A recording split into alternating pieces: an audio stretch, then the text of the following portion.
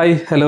അപ്പം നമ്മളിന്ന് car related സംഭവം നോക്കാൻ പോകുന്നത്. അപ്പോൾ എന്താണെന്ന് വെച്ച് കഴിഞ്ഞാൽ ഞാൻ റീസെൻ്റ്ലി ഒരു ടാറ്റ ആൾട്രോസിനെ കുറിച്ചൊരു വീഡിയോ ഉണ്ടായിരുന്നു. അപ്പോൾ അതിൻ്റെ ഒരു ഓയിലും കൂളൻറ്റുമായിട്ട് മിക്സ് ആയിട്ട് ഒരു പ്രശ്നമായ ഒരു വീഡിയോ ഇങ്ങനെ കണ്ടായിരുന്നു ഞാൻ. അപ്പം എൻ്റെ അടുത്തൊരു ടാറ്റയുടെ കാറുണ്ട്, ടാറ്റ നെക്സോൺ. അപ്പോൾ സെയിം എഞ്ചിനാണ് ഇതിനകത്തുള്ളത്, ടാറ്റ നെക്സോൺ റിവട്രോൺ മറ്റേ ടർബോ ഉള്ള എഞ്ചിനാണുള്ളത്. അപ്പോൾ ഞാനെന്ത് വിചാരിച്ചെന്ന് വെച്ച് കഴിഞ്ഞാൽ ഈ പണി എനിക്കും കിട്ടാമല്ലോ എന്ന് വിചാരിച്ചു.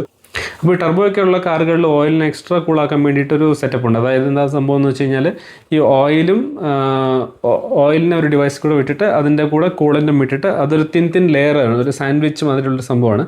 അപ്പോൾ അതിൽ കൂടെ ഒരു ലെയറിൽ കൂടെ ഓയിൽ പോകും, ഒരു ലെയറിൽ കൂടെ കൂളൻ്റ് പോകും. അപ്പം അത് ടച്ച് ആവത്തില്ല, ബട്ട് അത് ഭയങ്കര ക്ലോസ് പ്രോക്സിമിറ്റിയിലായിരിക്കും അത് രണ്ടും സർക്കുലേറ്റ് ആവുന്നത്. അപ്പോൾ ഒരിക്കലും ടച്ച് ആവത്തില്ല. പക്ഷേ എന്താണെന്ന് വെച്ചാൽ ഈ ലെയർ ചിലപ്പം കുറേ നാൾ കഴിയുമ്പോൾ ഡീഗ്രേഡ് ആവാൻ സാധ്യതയുണ്ട്. അതായത് മേ ബി ഹീറ്റിംഗ് ഇഷ്യൂ ആവാം, അല്ലെങ്കിൽ കൂളൻറ്റിൻ്റെ ഇഷ്യൂ, അതായത് ലോ ക്വാളിറ്റി കൂളൻ്റ് ആണെങ്കിൽ അത് ഒരു കൊറോഷനൊക്കെ ആയി കഴിഞ്ഞിട്ട് ആ ലെയറിൻ്റെ ഒരു സെപ്പറേഷനുള്ള ചിലപ്പം പോകാനുള്ള സാധ്യതയുണ്ട്.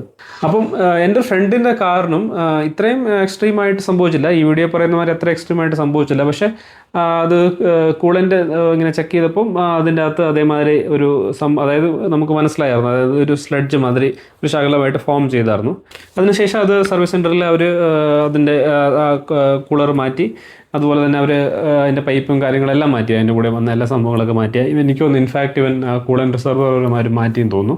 അപ്പം നമുക്കെന്താ ചെയ്യാൻ പറ്റുന്നത്, പ്രിവെൻറ്റ് ചെയ്യാൻ എന്താ ചെയ്യാൻ പറ്റുന്നതെന്ന് വെച്ച് കഴിഞ്ഞാൽ നമുക്ക് ഒരു വീക്ക്ലി ബേസിൽ ചെക്ക് ചെയ്യുക. അതായത് അതാണ് നോർമലി എല്ലാവരും റെക്കമെൻഡ് ചെയ്യുന്നത്. അതായത് നമ്മൾ ഡിപ്സ്റ്റിക്കിൽ ഓയിൽ ചെക്ക് ചെയ്യുക, ഓയിൽ ഓക്കെ ആണോ, ഓയിലിൻ്റെ കൺസിസ്റ്റൻസി ഓക്കെ ആണെന്ന് ചെക്ക് ചെയ്യുക. അതേമാതിരി കൂളൻറ്റിൻ്റെ എന്നാ പറയുക, ക്യാപ്പ് ഓപ്പൺ ചെയ്ത് ചെക്ക് ചെയ്യുക. അതായത് കൂളൻ്റ് ക്ലിയർ ആണോ, അല്ലെങ്കിൽ വേറെ എന്തെങ്കിലും അതായത് അതിൻ്റെ കളറിന് വ്യത്യാസമുണ്ടോ, ഒരുമാതിരി ചായ മാതിരിയോ അല്ലെങ്കിൽ വേറെ ഒരു ബ്രൗണിഷ് കളറൊക്കെ ആവുന്നുണ്ടോ എന്ന് നമ്മൾ ചെക്ക് ചെയ്യാം. അപ്പോൾ നമ്മൾ ലോങ് ഡ്രൈവ് പോകുമ്പോൾ എന്തായാലും ഒന്ന് ചെക്ക് ചെയ്യുക, അതിൻ്റെ അകത്ത് കൂളൻറ്റും ഓയിലിൻ്റെ കാര്യങ്ങളെല്ലാം ഓക്കെ ആണോ എന്ന് ചെക്ക് ചെയ്യാം. പിന്നെ വേറൊരു സംഭവം ചെയ്യാൻ പറ്റുന്നതെന്ന് വെച്ച് കഴിഞ്ഞാൽ അതായത് ഈ കൂളൻറ്റിൻ്റെ ഒരു ക്വാളിറ്റി ചെക്ക് ചെയ്യാൻ പറ്റും. അതായത് നമ്മൾ ഒരു മൾട്ടിമീറ്റർ എടുത്തിട്ട് അതിനെ ഒരു നെഗറ്റീവ് ലീഡിനെ ബാറ്ററിയിൽ കൊടുത്തിട്ട് ഇനിയൊരു ലീഡിനെ നമ്മൾ കൂളൻറ്റിൻ്റെ റിസർവറിൻ്റെ അകത്ത് അത് ലിഡ് ടച്ച് ആകുവാണെങ്കിൽ നമുക്ക് അവിടെ ഒരു വോൾട്ടേജ് കിട്ടും. 0.4 താഴെയാണെങ്കിൽ ഇറ്റ്സ് എ ഗുഡ് സൈൻ.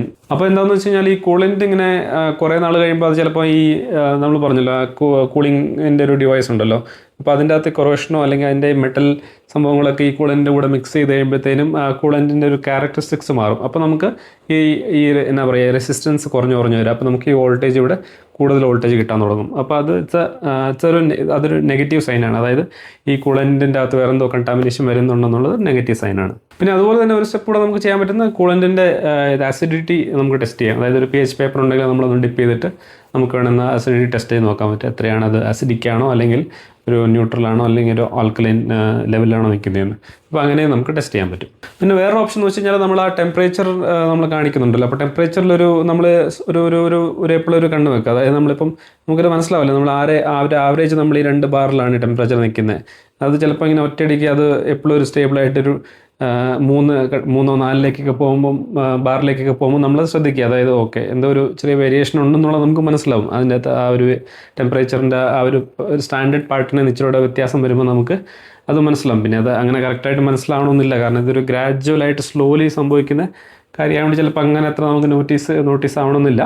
പിന്നെ അതുപോലെ തന്നെ ഈ വീഡിയോയിൽ പറയുന്നുണ്ട് വാട്ടർ യൂസ് ചെയ്തു. അപ്പോൾ ഞാൻ 1-2 വീഡിയോസ് നോക്കി, മെക്കാനിക്സിൻ്റെ ഒക്കെ വീഡിയോ നോക്കി കഴിഞ്ഞപ്പം എനിക്കൊന്ന് ഇവിടെ ഇന്ത്യയിൽ ഒരു ട്രഡീഷണലായിട്ട് ഫോളോ ചെയ്യുന്നൊരു അപ്രോച്ചാണെന്ന് തോന്നുന്നു. അതായത് വാട്ടർ ഇട്ടിട്ട് ആദ്യം ഫ്ലഷ് ചെയ്യുക, കുറേ പ്രാവശ്യം ഫ്ലഷ് ചെയ്ത് കളയും, സ്ലഡ്ജൊക്കെ കളയാൻ വേണ്ടിയിട്ട്. അതെന്താണെന്ന് വെച്ച് കഴിഞ്ഞാൽ കൂളൻ്റ് വേണം യൂസ് ചെയ്യാൻ. പക്ഷേ അത് അവർ പറയുന്നത് വെച്ചാൽ കൂളൻ്റ് അത്രയും കോസ്റ്റ്ലി ആയതുകൊണ്ട് വെറുതെ കൂളൻ്റ് വേസ്റ്റ് ആക്കണ്ടല്ലോ എന്ന് വിചാരിച്ചിട്ടാണ് ആൾക്കാർ വാട്ടർ യൂസ് ചെയ്യുന്നത്. ഇനീഷ്യലി ഇച്ചിരി സമയം യൂസ് ചെയ്ത് കഴിഞ്ഞിട്ട് പിന്നെ നോർമൽ കൂളൻ്റ് ഫില്ല് ചെയ്യാൻ അവർ സജസ്റ്റ് ചെയ്യുന്നത്. ഞാൻ 1-2 വീഡിയോസ് വേറെ മെക്കാനിക്സിന് കണ്ടപ്പോൾ അവരും അങ്ങനെയാണ് സജസ്റ്റ് ചെയ്യുന്നത്. അപ്പം അങ്ങനെ ഒരു കോസ്റ്റ് പെർസ്പെക്റ്റീവ് എന്നായിരിക്കും ചിലപ്പോൾ അവർ പറയുന്നത്. ഓക്കെ, അപ്പോൾ താങ്ക് യു. അപ്പോൾ ഇത്രയും കാര്യങ്ങളാണ് എനിക്ക് മനസ്സിലായത്. അപ്പോൾ എൻ്റെ അടുത്ത് ഒരു സിമിലർ കാർ ഉണ്ട്. അപ്പോൾ ഇതെങ്ങനെ പ്രിവെൻറ്റ് ചെയ്യാൻ ആലോചിച്ചപ്പോൾ ഇതൊക്കെയാണ് എൻ്റെ ഒരു കണ്ടെത്തലിൽ എനിക്ക് മനസ്സിലായ കാര്യങ്ങൾ. Okay, thank you, by.